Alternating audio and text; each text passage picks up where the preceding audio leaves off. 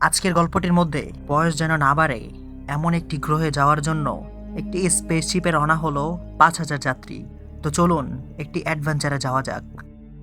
মুভিটির নাম প্যাসেঞ্জার্স। এটি ২০১৬ সালে রিলিজ হয়।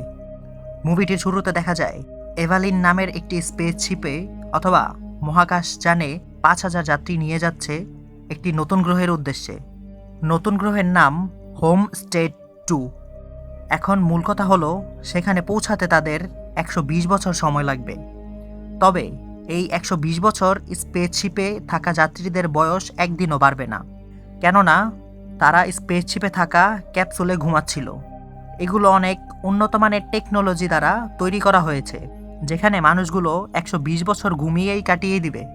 আর এই মানুষগুলোর ঘুম ভাঙবে নতুন গ্রহে পৌঁছানোর ঠিক ৪ মাস আগে। তারপর দেখা যায় স্পেসশিপটি নতুন গ্রহ হোমস্টেড 2-তে পৌঁছানোর ৯০ বছর আগেই একটি স্লিপিং ক্যাপসুলে যান্ত্রিক ত্রুটি হয় সেই বেডটিতে যে ঘুমিয়েছিল সে জেগে ওঠে। তার নাম হলো জেমস। সে জেগে ওঠার পর তাকে একটি কম্পিউটার প্রোগ্রাম ওয়েলকাম জানায়। আরও জানায় এই স্পেসশিপটিতে আনন্দ বিনোদনের সকল সিস্টেম আছে, যা আপনি উপভোগ করুন। আমরা নির্দিষ্ট সময়ে হোমস্টেড 2-তে ল্যান্ড করব। জেমস অবাক হয় যে সে ছাড়া আর কেউই ওঠেনি এখনও। তখনও সে বুঝতে পারেনি যে সে ৯০ বছর আগেই ঘুম থেকে উঠে গেছে। জেমস উঠে স্পেসশিপের মধ্যে ঘুরতে ঘুরতে সব কিছু দেখতে থাকে। সে তার মতো মানুষ খুঁজতে থাকে, তবে সে কোনো মানুষই খুঁজে পায় না। স্পেসশিপটির ভিতরে সে খুঁজে পায় তারামণ্ডল নামের একটি কম্পিউটার প্রোগ্রাম, যার সাথে কথা বলে সে জানতে পারে স্পেসশিপটি হোমস্টেড 2-তে পৌঁছাবে ৯০ বছর পর। তখন জেমস বুঝতে পারে তার সাথে আসলে কি হয়েছে। তখন জেমস ভাবতে থাকে ৯০ বছর সে একা একা কিভাবে কি করবে। সব কিছু থাকলেও একটা মানুষ একা কখনোই বেঁচে থাকতে পারে না। তখন সে পাগলের মতো শুরু করে কি থেকে কি করবে। তারপর দেখা যায় জেমস পাইলটের রুমে গিয়ে দেখে তারাও স্লিপিং ক্যাপসুলে ঘুমাচ্ছে, আর স্পেসশিপটি অটো পাইলট মোডে দেওয়া আছে। জেমস পৃথিবীতে টেকনোলজির সাহায্যে মেসেজ পাঠায় যে আমি ৯০ বছর আগেই স্পেসশিপটি থেকে জেগে গেছি, আমাকে সাহায্য করুন।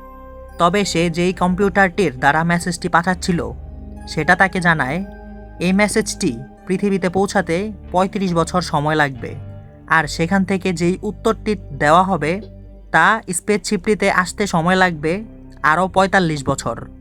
এটা শুনে জেমস পাগলের মতো সব দিকে দৌড়াতে থাকে। ঠিক তখনই সে একজন মানুষের মতো একজনকে দেখে তার দিকে দৌড়ে যায়। যাওয়ার পর জেমস লোকটিকে বলে আমি ৯০ বছর আগেই ঘুম থেকে উঠে গেছি, আমাকে সাহায্য করো। এখানে দুর্ভাগ্যবশত সে দেখে এটি একটি কম্পিউটার প্রোগ্রামিং সিস্টেম। রোবটটি জানায় আমার নাম আর্থার। জেমস তাকে জিজ্ঞেস করে তুমি এই স্পেসশিপটির সব কিছু জানো? তখন আর্থার বলে হ্যাঁ, আমি সব কিছুই জানি। তখন জেমস বলে আমার স্লিপিং ক্যাপসুলটি খারাপ হওয়ায় আমি ৯০ বছর আগেই ঘুম থেকে উঠে গেছি। তুমি কি বলতে পারবে আমার ক্যাপসুলটি ঠিক কিভাবে করব? তখন আর্থার তাকে জানায় এটি অসম্ভব, কেননা স্লিপিং ক্যাপসুল অনেক উন্নত মানের টেকনোলজির দ্বারা বানানো হয়েছে, এটি কখনোই খারাপ হতে পারে না। এই কথা শুনে জেমস বুঝতে পারে সে এখানে কোনো সাহায্যই পাবে না। জেমস স্পেসশিপটির ভিতরে অনেক বই পড়ে, তার মধ্যে স্লিপিং ক্যাপসুল নিয়ে বই পড়ে অনেক কিছু জানতে পারে। তারপর সে কিছু যন্ত্রপাতি নিয়ে ক্যাপসুলটি ঠিক করার জন্য লেগে যায়। তারপর সে ভাবে আমি এটি ঠিক করতে না পারলেও পাইলটরা ঠিকই পারবে। তখন পাইলটের রুমের দিকে যেতে চাইলেও সে যেতে পারে না সেখানে। জেমস হতাশ হয়ে বারের আর্থারের কাছে গিয়ে সব কিছু বলে সাহায্য চায় যে সে এখন কি করবে। তারপর আর্থার বলে যা হওয়ার হয়ে গেছে, এখন তোমার কাছে যা আছে তা নিয়েই খুশি থাকো। জেমস আর্থারের থেকে এই মোটিভেশনাল বক্তব্য পেয়ে ভাবে স্পেসশিপের মধ্যে বিনোদন বিলাসিতার যা আছে তাই উপভোগ করি। তারপর দেখা যায় সে বিভিন্নভাবে তার একাকিত্ব দূর করার চেষ্টা করে। বাস্কেটবল খেলে, ডান্স বারে গিয়ে ডান্স করে, যেটা কম্পিউটার প্রোগ্রাম দ্বারা কন্ট্রোল করা হয়। মুভি দেখা, আরও যা যা আছে সব কিছু করে সে। তবে এভাবে কিছুদিন করতেই তার আর এসব করতে ইচ্ছে করে না। দেখা যায় জেমসের গালভর্তি দাড়ি উঠেছে। সে এসব আর সহ্য করতে না পেরে ভাবে সুইসাইড করবে। তাই সে রেডি হয়ে স্পেসশিপটি থেকে লাফ দিতে যাবে, তবে সে তা পারে না, তার চোখে পানি চলে আসে। এই সিনটি সত্যিই কষ্টদায়ক। তারপর দেখা যায় সারাক্ষণ সে মদ খেয়ে স্পেসশিপের এখানে ওখানে পড়ে থাকে। এভাবেই 1টি বছর কেটে যায়। একটি মানুষ একা একা একটি স্পেসশিপে 1টি বছর কাটিয়ে দিয়েছে, ভাবতে পারেন? হঠাৎ একদিন সে মদ খেয়ে একটি স্লিপিং ক্যাপসুলের পাশে পড়ে থাকা অবস্থায় দেখতে পারে পাশের ক্যাপসুলেই একটি সুন্দরী মেয়ে আছে। সে প্রথম দেখাতেই মেয়েটির প্রেমে পড়ে যায়। তার মাথায় একটি বুদ্ধি আসে। সে একা যেহেতু, তাই যদি সে এই মেয়েটিকে জাগিয়ে তোলে তাহলে তার কথা বলার জন্য একজন সঙ্গী পাবে। তখন জেমস রোবট আর্থারকে সব কিছু খুলে বলে আর জিজ্ঞেস করে মেয়েটিকে কি উঠানো ঠিক হবে। রোবটের মধ্যে কিন্তু কোনো ফিলিংস নেই, তাই রোবটটি বলে আপনার যদি উঠানো ঠিক মনে হয় বা সঙ্গীর প্রয়োজন মনে হয় তাহলে উঠাতেই পারেন। জেমসের মন চায় মেয়েটিকে উঠাতে, আর বিবেক না করে, কারণ সে জানে মেয়েটিকে স্লিপিং ক্যাপসুল থেকে উঠানোর মানে সেও তার সাথে 90 বছর স্পেসশিপটিতে থেকে এখানেই মারা যাবে।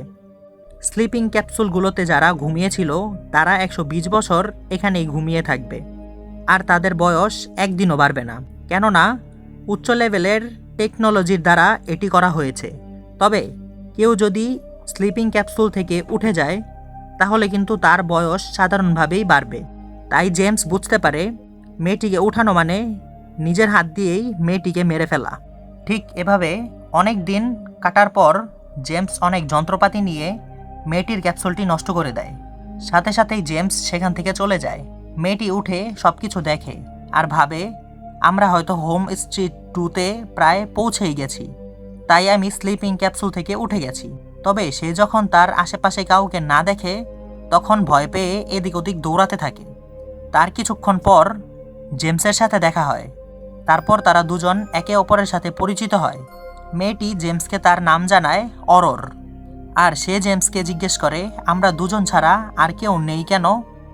তখন জেমস মেয়েটিকে জানায় আমরা নির্ধারিত সময়ের 90 বছর আগে জেগে গেছি। এ কথা শুনে মেয়েটি সব দিকে পাগলের মতো ছুটতে থাকে। সে ভাবে কিভাবে এই স্পেসশিপটির মধ্যে 90 বছর কাটাবে। এভাবেই অনেক সময় পার হওয়ার পর মেয়েটি জেমসের একাকিত্বের সাথী হয়। তারা একসাথে বারে সময় কাটায়, খেলাধুলা করে। এক সময় তারা দুইজন একে অপরের কাছাকাছি চলে আসে। তারপর দেখা যায় জেমস অরোরাকে প্রপোজ করে আর অরোরা তা অ্যাকসেপ্ট করে। তারা তাদের জীবন খুব সুখে আর আনন্দে কাটাতে থাকে। এক সময় অরোরা জেমসকে জানায় আমি কখনো ভাবতেও পারিনি যে এখানে এত সুন্দর একটি জীবন কাটাতে পারবো তোমার সাথে। হয়তো হোম স্ট্রিট 2-তে গিয়েও আমি এত খুশি কখনো হতে পারতাম না। আমি সৃষ্টিকর্তার কাছে অনেক কৃতজ্ঞ, কেননা সে তোমার সাথে আমাকে মিলিয়ে দিয়েছে। তখন পর্যন্ত জেমস অরোরাকে বলেনি যে সে তাকে উঠিয়েছে, আর আর্থারকেও তা বলতে নিষেধ করেছে। তখন আর্থার জেমসকে বলে যতক্ষণ পর্যন্ত না আপনি অরোরাকে সব কিছু বলছেন ততক্ষণ এটা আমিও বলবো না। একদিন অরোরাকে জেমস বারে আসতে বলে, আর অরোরা আধা ঘন্টা আগেই চলে এসে আর্থারের সাথে কথা বলতে থাকে। তখন আর্থার কথার মধ্যে বলে দেয় জেমস যেদিন তোমাকে স্লিপিং ক্যাপসুল থেকে উঠিয়েছিল সেদিন সে অনেক কষ্টে ছিল। এ কথা শুনে তো অরোরার মাথায় আকাশ ভেঙে পড়ে, কেননা সে জানতো তার স্লিপিং ক্যাপসুলটি নষ্ট হয়ে গেছে আর সে জেগে গেছে। অরোরা কখনোই ভাবতে পারেনি যে জেমস তাকে নিজ স্বার্থের কারণে জাগিয়েছে। তখন সেখানে জেমস আসে আর তার সাথে অরোরা খুব রাগ হয়ে বলে তুমি আমার শরীরের লোভে আর তোমার স্বার্থের জন্য করে আমার জীবনটি শেষ করেছো। তখন জেমস অরোরাকে বোঝাতে গেলে সে কিছুই শোনে না আর সেখান থেকে চলে যায়। তখন জেমস আর্থারকে বলে তুমি কেন অরোরাকে সব কিছু বলে দিলে। তখন আর্থার বলে অরোরা আমাকে বলেছে আপনাদের মধ্যে কোনো কিছুই লুকানো নেই। জেমস আমাকে সব কিছুই বলে দেয়, তাই আমিও বলে দিয়েছি। জেমস একথা শুনে সব কিছু বুঝে যায়। জেমস হতাশ হয়ে তার রুমে চলে যায়। তারপর দেখা যায় অরোরা একটি অস্ত্র নিয়ে প্রাণে মারতে চায়। তখন সে কান্নায় ভেঙে পড়ে। অরোরা সেখান থেকে বের হয়ে ভাবে সে এখন কি করবে। তখন জেমস তাকে বোঝাতে চেষ্টা করে কোনোভাবেই এতগুলো বছর একা কাটানো সম্ভব নয়। পৃথিবীর সকল ধন সম্পদ আরামায়েশ তার পায়ের সামনে এনে দিলেও সে কখনোই একা থাকতে পারবে না। সে প্রথম দেখাতেই তাকে ভালোবেসে ফেলেছিল। তবে অরোরা কোনোভাবেই তা বোঝার চেষ্টা না করে সেখান থেকে চলে যায়। তারপর দেখা যায় স্পেসশিপটির মধ্যে হঠাৎ একটি সমস্যা দেখা যায়। মধ্যাকর্ষণ শক্তির কারণে জেমস ঘুমন্ত অবস্থায় শূন্যে ভাসতে থাকে। আর অরোরা সুইমিং পুলে গোসল করছিল। তখন সুইমিং পুলের পানি সব উপরের দিকে উঠে গিয়েছিল। তখন অরোরা তার মধ্যে ভেসে যায়। অরোরার প্রায় মরার মতো অবস্থা হয়ে যাচ্ছিল। তখন হঠাৎ সবকিছু আবার ঠিক হয়ে যায়। তখন দেখা যায় মধ্যাকর্ষণ শক্তির জন্য একটি স্লিপিং ক্যাপসুল নষ্ট হয়ে গেছে। একজন লোক বের হয়ে আসে। লোকটি ছিল একজন পাইলট। তখন জেমস আর অরোরার সাথে পাইলটের দেখা হয়। আর তারা দুজন পাইলটকে সবকিছু জানায়। তারপর পাইলট বলে স্পেসশিপটির মধ্যে কিছু সমস্যা হয়েছে, সেগুলো ঠিক করা দরকার। তারা ঠিক করার চেষ্টা করার সময় দেখা যায় পাইলটের নাক থেকে রক্ত বের হচ্ছে। সেখানে মেডিকেল সিস্টেম বলে পাইলট আর বেশি সময় বাঁচবে না। তার শরীরে মোট 212 ধরনের অসুখ আছে। পাইলট বলে এই স্পেসশিপটির মধ্যে কোথায় সমস্যা আছে তা তোমরা বের করে ঠিক করো। আর এখানে 5000 মানুষের জীবন তোমাদের কাছে বলেই সে মারা যায়।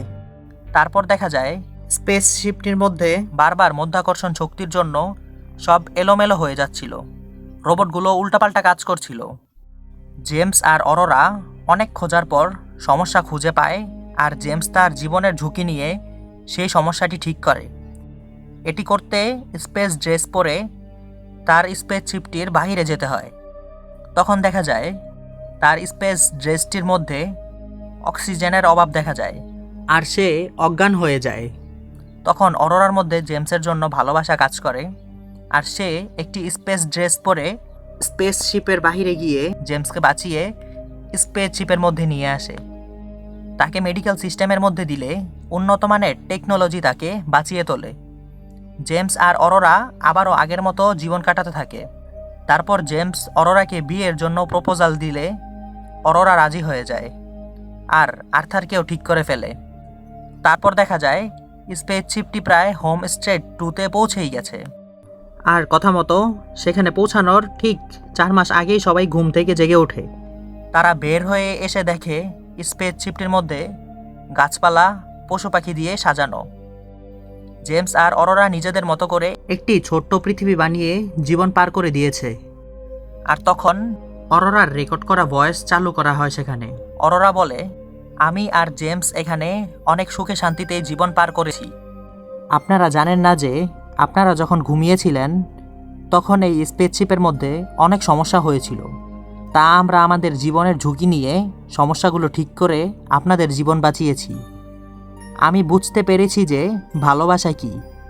আর আমরা দুজন অনেক সুন্দর একটি জীবন উপভোগ করেছি। আপনাদের হোমস্টে 2 এর জীবন অনেক সুন্দর কাটুক এই দোয়া করি।